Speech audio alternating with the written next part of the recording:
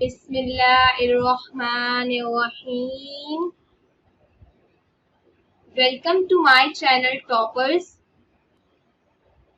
Are you ready for learning? आज की video में हम new secondary mathematics student course book 3 updated addition का बाकायदा आगाज़ करेंगे। ये बुक क्लास 8 के स्टूडेंट्स को पढ़ाई जाती है। इस बुक का चैप्टर 1 है direct and inverse proportions. Chapter 1 का पार्ट 1.1 है algebraic and graphical representation of direct proportion. हम इस चैप्टर की एक्सरसाइजेस शुरू करने से पहले प्रैक्टिस नाउ 1 करेंगे, फिर प्रैक्टिस नाउ 1 से रिलेटेड क्वेश्चन हम सॉल्व करेंगे। तो लेट्स बिगिन। आइए हम शुरू करते हैं practice now 1। Chapter 1 practice now 1 का क्वेश्चन 1 है, if y is directly proportional to x and y is equal to 10 when x is equal to find. Student, सबसे पहले ये समझना ज़रूरी है कि डायरेक्टली प्रोपोर्शनल किसे बोलते हैं। डायरेक्टली प्रोपोर्शन का मतलब ये है कि अगर आपकी एक चीज़ की वैल्यू इंक्रीज़ होगी तो पैरेलल में दूसरी चीज़ की वैल्यू भी इंक्रीज़ होगी, और अगर आपकी एक चीज़ की वैल्यू डिक्रीज़ होगी तो दूसरी की भी डिक्रीज़ होगी। जैसे कि आजकल करंट सिनेरियो में जब पेट्रोल महंगा होता है तो उसके पैरेलल में गाड़ियों के किराए भी बढ़ जाते हैं। तो y is directly proportional to x and y की वैल्यू अगर 10 हो when x is equal to 2। जब x की वैल्यू 2 होगी और y की वैल्यू 10 होगी तो हमने क्या फाइंड करना है? पार्ट फर्स्ट में हमने फाइंड करना है an equation connecting x and y। सबसे पहले हमने इक्वेशन मालूम करनी है जो x एंड y को आपस में कनेक्ट करेगी। फिर इक्वेशन मालूम करने के बाद जो भी हम कांस्टेंट की वैल्यू निकालेंगे वो मालूम करने के बाद पार्ट 2 हमने सॉल्व करना है, वो होगा the value of y when x is equal to 10। हमने y की वैल्यू मालूम करनी होगी जब x की वैल्यू 10 होगी। देन पार्ट 3 में हमने वैल्यू ऑफ x मालूम करनी होगी जब y की वैल्यू 60 होगी। तो आइए हम सोल्यूशन स्टार्ट करते हैं। यहाँ पर स्टूडेंट पार्ट 1 का सोल्यूशन हम करते हैं। तो जैसा कि स्टेटमेंट के अंदर बताया गया है कि y x के डायरेक्टली प्रोपोर्शनल है, तो हेयर वही हमने लिख दिया y is directly proportional to x। अभी हमने यहाँ पर जैसे कि क्वेश्चन में x की वैल्यू 2 दी हुई है और y की वैल्यू 10 है, तो हमने यहाँ पे x की वैल्यू 2 लिखा और y की वैल्यू हमने 10 पुट कर दी। हम जो इक्वेशन यूज़ करते हैं वो इक्वेशन होती है y is equal to K X. Y is equal to K X में जो k है वो कांस्टेंट है और y और x हमारे पास गिवन है, इनकी वैल्यूज़ भी गिवन है।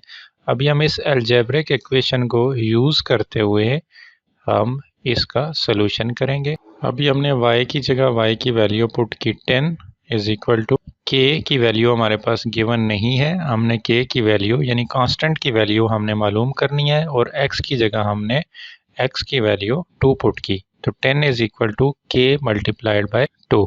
अभी जब हमने सोल्यूशन किया तो यहाँ पे इक्वेशन के दोनों तरफ हमने 2 से डिवाइड किया, तो यहाँ से हमारा 2 से कट हुआ और यहाँ से 10 divided by 2 is equal to k रह गया। अभी स्टूडेंट्स जब हमने इसको सिंप्लीफाई किया तो 2 1s are 2, 2 5s are 10, तो k इज़ इक्वल टू 5। हमारे पास जो कांस्टेंट की वैल्यू आई है वो आई है 5। अभी पहले से हमारे पास x की वैल्यू भी मौजूद थी 2, y की वैल्यू 10 हो गई और अभी हमारे कांस्टेंट की वैल्यू आ गई 5। तो अभी हम अपने पार्ट 2 का सोल्यूशन करते हैं। जो पार्ट 2 है वो है the value of y when x is equal to 10। हमने y की वैल्यू को मालूम करना है जबकि x की वैल्यू 10 होगी। तो यहाँ पर हम अभी अपने पार्ट 2 का सोल्यूशन करते हैं। हमने स्टूडेंट जो चीज़ मालूम करनी है वो है y की वैल्यू हमने मालूम करनी है। x की वैल्यू है हमारे पास 10 और कांस्टेंट की वैल्यू है हमारे पास k की वैल्यू है हमारे पास। अभी हमने इक्वेशन का यूज़ करना है, इक्वेशन हमारी वही यूज़ होगी, इक्वेशन का यूज़ करना है, इक्वेशन हमारी यूज़ होगी y is equal to K x. अभी हमने इसमें y को हमने मालूम करना है और के और एक्स की वैल्यू पुट करने से हमारा वाई की वैल्यूज़ मालूम हो जाएंगी। अभी हमने यहाँ पर वाई की वैल्यू मालूम करनी है और के की जगह हमने के की वैल्यू 5 पुट की और एक्स की जो वैल्यू हमें 10 गिवन है यहाँ पर उस वैल्यू को हमने पुट कर दिया। तो y is equal to 10 5s are 50। तो हमारे पास जो y की वैल्यू आई 50 आई, यानी हमारे पास सोल्यूशन 2 का आंसर क्या है, वो है y इज इक्वल टू 50। अभी हम सोल्यूशन करना है पार्ट 3। हमने अपने पार्ट 3 को हल करना है। पार्ट 3 हल करने के लिए पार्ट 3 में हमारे पास वैल्यू ऑफ x हमने फाइंड करनी है, जबकि हमारे पास y की वैल्यू गिवन है जो कि 60 है। तो यहाँ पर हमने क्या मालूम करना है, x की वैल्यू। यहाँ पर हमने x की वैल्यू फाइंड करनी है जबकि हमारे पास y की वैल्यू 60। हमने उसी इक्वेशन का यूज़ करना है जो कि है हमारे पास y is equal to K x. इस इक्वेशन के मुताबिक हम अपनी वैल्यूज़ को पुट करेंगे। तो y की जगह हमने y की वैल्यू लिख 6 एंड कांस्टेंट की वैल्यू है हमारे पास 5 और x हमने मालूम करना है। तो 60 इज इक्वल टू 5x। अभी हमने इक्वेशन को सिंप्लीफाई करने के लिए दोनों तरफ इक्वेशन के 5 से डिवाइड किया। तो ये आ गया हमारे पास 60 divided 5, 60 divided by 5 is equal to x। जब हम मज़ीद इसको सिंप्लीफाई करेंगे, 5 का टेबल 60 तक पढ़ेंगे, तो हमारे पास जो आंसर आएगा वो आएगा x इज इक्वल टू 12। हमारे पास जो आंसर आया वो आया x इज इक्वल टू 12। इस तरह स्टूडेंट प्रैक्टिस नाउ 1 का जो क्वेश्चन 1 है उसके तीनों पार्ट हमने हल कर लिए हैं। अभी हम नेक्स्ट अपने क्वेश्चन 2 की तरफ चलते हैं।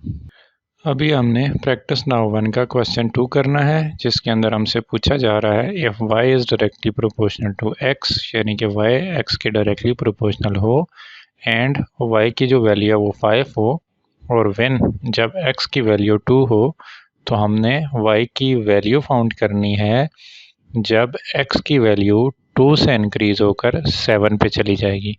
तो हमने इसका सोल्यूशन करना है। फर्स्ट ऑफ ऑल सोल्यूशन 2 में y is directly proportional to x की वैल्यू हमारे पास 2 गिवन है, वो हमने यहाँ नीचे नोट कर ली, और y की वैल्यू 5 है वो भी यहाँ पर हमने नोट कर ली। यहाँ पर स्टूडेंट हमारे पास x की वैल्यू भी गिवन है और y की वैल्यू भी गिवन है जो कि 5 है। तो हमने क्या मालूम करना है, हमने कांस्टेंट यानी k की वैल्यू को फाइंड आउट करना है। तो इक्वेशन हमारे पास जो यूज़ होती है वो होती है y is equal to K x. अभी हमने यहाँ पर y की जगह उसकी वैल्यू पुट की 5 और k जबकि हमने मालूम करना है k की वैल्यू हमारे पास मौजूद नहीं है और x की 2 है, तो हमने x की जगह 2 हमने कर दी। अभी हम जब इस इक्वेशन को सिंप्लीफाई करेंगे, तो सिंप्लीफाई करने के बाद दोनों तरफ इक्वेशन के 2 से हमने डिवाइड किया, तो ये हमारे पास आ गया 5/2 इज़ इक्वल टू k। तो k की वैल्यू हमारे पास जो बनेगी वो बनेगी student k is equal to 5/2। इससे ज़्यादा मज़ीद भी सिंपल कर सकते हैं, नहीं तो यहाँ पर भी आप रहने दें k इज़ इक्वल टू 5/। तो जब x की वैल्यू 2 थी तो हमारे पास k की क्या वैल्यू आई 5/2। अभी हमने y की वैल्यू फाइंड करनी है जब x की वैल्यू क्या होगी 7 होगी। तो हमने स्टूडेंट y की वैल्यू फाइंड करनी है when x is equal to 7, यानी कि जब x की वैल्यू 7 है तो y की वैल्यू क्या आएगी। इसके लिए हम वही इक्वेशन का यूज़ करें। इक्वेशन है हमारे पास y is equal to 5x। अभी हमने इसके अंदर अपनी वैल्यूज़ को पुट किया, यानी कि y is equal to k की जो वैल्यू थी हमारे पास थी 5/2, तो k की जगह हमने 5/2 लिखा और x की वैल्यू 7 है तो मल्टीप्लाई बाय हमने 7 किया। अभी हमारे पास जो y की वैल्यू है वो 35/2, 5 मल्टीप्लाई बाय 7 35, 35 डिवाइडेड बाय 2, तो जो y की वैल्यू बनेगी हमारे पास वो बनेगी 17.5, यानी कि y की वैल्यू हमारे पास क्या आई 17.5 हमारा आंसर हो गया। प्रैक्टिस नाउ 1 का जो पार्ट 3 है, पहले दोनों पार्ट हमने मुकम्मल कर लिए और जो पार्ट 3 है उसमें है given that y is directly proportional to x, यानी कि y डायरेक्टली प्रोपोर्शनल है x के, copy and complete the table. नीचे हमारे पास टेबल है, टेबल के अंदर x की वैल्यूज़ कहीं पे गिवन है और कहीं पे नहीं गिवन। पहले टेबल में हमारे पास x की वैल्यू 4 है, 5 है, 7 है और अगले दो में नहीं है, जो कि हमने मालूम करनी है। और y की वैल्यू यहाँ पर फर्स्ट टेबल में गिवन नहीं है, सेकंड में 30 है सेकंड सेल में, और आगे थर्ड सेल में मौजूद नहीं है, और 4 और 5 में 48 एंड 57 है। तो हमने क्या मालूम करना है, कहीं पे x की वैल्यूज़ मालूम करनी है और कहीं पे y की वैल्यूज़ मालूम करनी है। तो ये मालूम करने के लिए हमारे पास टेबल के अंदर दो सेल ऐसे हैं कि जहाँ पे x की वैल्यू भी गिवन है और y की वैल्यू भी गिवन है। तो सबसे पहले हम इन दोनों वैल्यूज़ को इस्तेमाल करते हुए अपने कांस्टेंट की वैल्यू निकाल लें, फिर उसके बाद हमारे लिए क्वेश्चन सॉल्व करना आसान। स्टूडेंट 3 का सोल्यूशन स्टार्ट करते हैं। 3 का सोल्यूशन स्टार्ट करने से पहले y is directly proportional to x है। देन हमने जो इक्वेशन यूज़ करनी है वो यूज़ करनी है y is equal to kx। इसके अंदर हमने वैल्यूज़ पुट करके अपने कांस्टेंट की वैल्यू मालूम कर लेनी है। तो हमारा ये जो सेकंड दो सेल्स हमारे पास टेबल के अंदर दिए गए हैं, तो फर्स्ट में x की वैल्यू 5 है और y की वैल्यू 30 है। तो हमने x 5 और y को 30 पुट किया, और अभी हमने यहाँ पर k की वैल्यू फाइंड आउट करनी है। यहाँ पे हमने अपनी वैल्यूज़ को पुट किया, y की जगह 30 क्योंकि y की वैल्यू 30 है, k हमने मालूम करना है, और मल्टीप्लाई बाय x की वैल्यू 5। अभी हमने जब वैल्यूज़ को पुट किया था तो इस इक्वेशन को मज़ीद सिंप्लीफाई किया, तो 5 को इक्वेशन के दोनों तरफ हमने डिवाइड किया, यहाँ से 5 ख़त्म हो गया, और 30 divided by 5 is equal to k। तो जब हम मज़ीद सिंप्लीफाई करेंगे तो k की वैल्यू हमारे पास आएगी, k की जो वैल्यू है वो हमारे पास आई है 6। अभी हम टेबल में फर्स्ट सेल में जहाँ पे y की वैल्यू गिवन नहीं है, वो हम उसका सलूशन करते हैं कि जब, तो उस सलूशन के लिए हमने जो अपनी इक्वेशन यूज़ करनी है वो वही है y is equal to kx। तो टेबल के फर्स्ट सेल के तहत x की वैल्यू 4 है और y की वैल्यू मालूम नहीं है, तो हमने यहाँ पे x की वैल्यू पुट की 4, और y की वैल्यू को अभी हमने मालूम करना है, जबकि हमारे पास k की जो वैल्यू है वो 6 है। अभी हम इक्वेशन में तमाम वैल्यूज़ को पुट करेंगे। यहाँ पे y is equal to k की जगह हमने इक्वेशन में 6 पुट किया क्योंकि k की 6 है, और x की जगह हमने 4, 6 मल्टीप्लाई बाय 4। तो हमारे पास जो y की वैल्यू आई है 24 आई है, यानी कि हमारे सेल 1 के अंदर जो फिगर आएगा वो आएगा 24। अभी हमने इस टेबल का पार्ट 3 करना है। तो पार्ट 3 में x की वैल्यू गिवन है 7, जबकि y की वैल्यू हमने मालूम करनी है। तो इक्वेशन का यूज़ करेंगे हम, y is equal to kx, x is equal to 7 and y is equal to find out करना है। अभी हम, जबकि हमारे पास कांस्टेंट यानी k की वैल्यू है x, अभी हम इक्वेशन अपनी वैल्यूज़ को पुट करते हैं। तो y is equal to k की जगह 6 और x की वैल्यू है 7, 6 मल्टीप्लाई बाय 7। तो हमारे पास जो y की वैल्यू आई है वो आई है 42। तो y की वैल्यू क्या है 42। तो यहाँ पर टेबल में हमारे पास y की वैल्यू हो जाएगी 42। अभी हमने टेबल के अंदर पार्ट 4 मालूम करना है, जहाँ पे y की वैल्यू 48 और x की वैल्यू हमने मालूम करनी है। पार्ट 4 की सोल्यूशन के लिए भी हम इक्वेशन यूज़ करेंगे, y is equal to kx। x की वैल्यू हमने मालूम करनी है, y की वैल्यू 48 है, जबकि k की वैल्यू हमारे 6 है। तो अभी हमने इक्वेशन में अपनी वैल्यूज़ पुट करनी है। हमने अपने वैल्यूज़ पुट की, y की जगह 48 इज़ इक्वल टू कांस्टेंट है हमारा 6 और मल्टीप्लाई बाय x। अभी हम इसको मज़ीद सिंप्लीफाई करेंगे। तो जब हमने इक्वेशन को दोनों तरफ सिंप्लीफाई किया तो दोनों तरफ 6 से डिवाइड करेंगे, तो 48 divided by 6 is equal to x। तो सिंप्लीफाई करने पे जो x की वैल्यू आई है 6 1 ज़ार 6, 6 8 ज़ार 48। तो x की वैल्यू हमारे पास आई है x इज़ इक्वल टू 8। तो इस तरह हम यहाँ पर टेबल में x की जो वैल्यू है वो पुट करेंगे 8।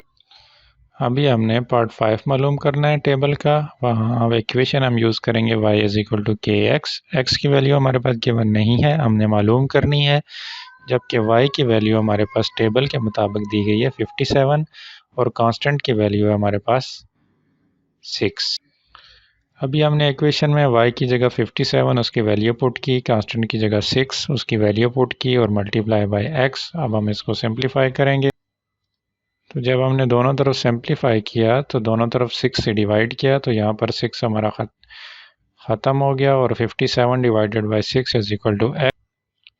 अभी हमने मज़ीद इस वक्त 6 को 57 से डिवाइड किया तो हमारे पास जो आंसर आया x इज इक्वल टू 9.5। तो स्टूडेंट्स यहाँ पे टेबल में देखें वैल्यू x की 4 थी और y की वैल्यू आई थी हमारे पास 24। इसी तरह देखें जब x की वैल्यू 4 से 5 हो गई तो y की वैल्यू भी बढ़ गई 30 हो गई। जब x की वैल्यू 7 हुई तो y की वैल्यू यहाँ से बढ़कर 42 हो गई और जब 7 से x की वैल्यू बढ़ी 42 से जब y की वैल्यू बढ़ के 48 हुई तो 7 से बढ़कर x की वैल्यू 8 हो गई और जब 48 से 57 y की वैल्यू इंक्रीज हुई तो यहाँ पे x की वैल्यू 8 से बढ़कर 9.5 पे चली गई। यानी कि x की जितनी भी वैल्यूज़ हैं वो जब बढ़ती गई तो y की वैल्यूज़ भी इंक्रीज़ होती गई बढ़ती गई, यानी कि x हर जगह जो हमने प्रूव किया तो उसके तहत x y के डायरेक्टली प्रोपोर्शनल ही रहा है। उम्मीद करता हूँ इस वीडियो से सीखने को मौका मिलेगा आपको। अपना ख्याल रखिएगा। अस्सलामु अलैकुम व रहमतुल्लाहि व बरकातुहू।